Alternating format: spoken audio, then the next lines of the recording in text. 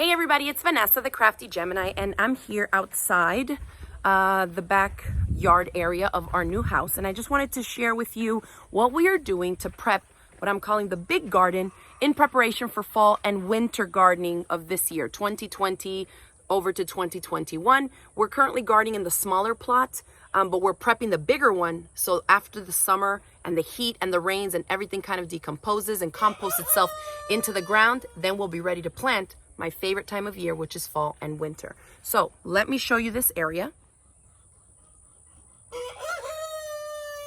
So this is the big garden. It used to be a goat pen and pig pen back when we had pigs and goats. So it's has a lot of natural and organic matter in it already that has been composting over the years, shall we say. The space measures about 4,000 square foot. It's not fully fenced in here because they had to pull out the posts. Apologies for all the roosters. We definitely have a ton of them here. Now, they had to, wow. We had to pull some posts when they were setting the foundation for the new house. So this area is open. So once the house is all full and done, we're gonna get a neighbor to finish fencing this up and give us a good big door here. So it will be closed off. Seriously, guys? So what we've started to do here is when my son and husband scoop the cow manure, they bring it and they dump it in here. And let me find you a couple of mounds so you can see. We just kind of throw it on here. We spread it around sometimes we don't. You know, you can see that it's starting to compost some cow manure in here. So a lot of good organic matter going into the garden. And then we covered it, whatever cardboard we had, we went ahead and put some down. You probably can still see some pieces over there. And then we covered it over top with hay. Some people use this or do this technique with straw or pine straw or wheat straw, whatever. We used hay just because it's more readily available to us since we feed it to our cows anyways. You can see we still have like 5 hay bales back there.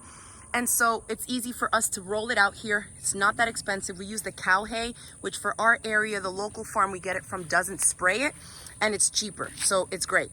It might have some weeds and stuff, you know, as it starts to come up, but I don't care. I really just want it for the mulch, and I will deal with whatever comes out of it later on. At least I know it doesn't have any persistent herbicides or anything like that. All right, so I rolled out the hay bale here, and I'll put in a video clip of me pushing the hay bale and just rolling like a thick mat of the hay back and forth to cover this area. It's quite a big space. So we've used up 2 bales already, and I'm probably gonna need a 3rd one to finish covering up this area that's still green and exposed here before it starts raining like crazy and the weeds start climbing up to 3 and 4 foot high.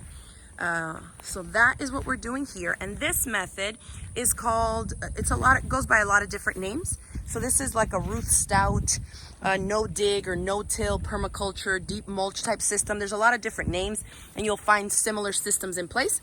But you can see because the mulch or the hay over top is so thick, it suppresses the weeds, does not allow the sunlight to get down to them, and that way it kind of smothers them, and all whatever weeds and grasses underneath will decompose, and that's adding fresh organic matter into the soil. So when we get ready to plant in the fall and winter, I will definitely share a video with you all, but we'll just basically part away the hay and plant the plants.